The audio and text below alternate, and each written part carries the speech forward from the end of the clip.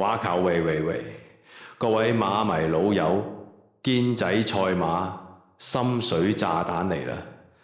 今場1月25號，沙田第一場1000米草地，今次隨時大冷門爆出嚟，準備博大錢未？頭炮重磅推，頭馬大熱門，2號飛來閃耀，潘頓坐住，何言馬房近6將，4532穩定到仆街咗啦，上仗差啲就贏晒，狀態勁到爆燈。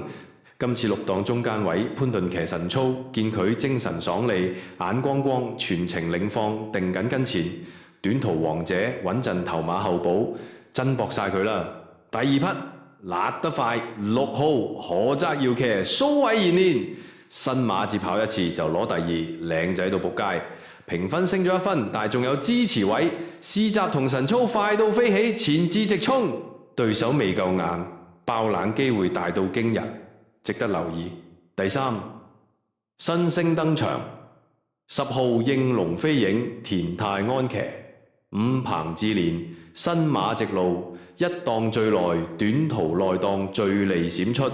田泰安技術一流，早段搶位，形勢靚爆。雖然未見陣，但係當家騎師加練馬師值得搏冷，隨時一鳴驚人變黑馬王。冷門就係佢啊！留意住唔好錯過。最後後上殺手11號烈焰光芒，幾人安騎韋達連，接跑一次就第3，進步型。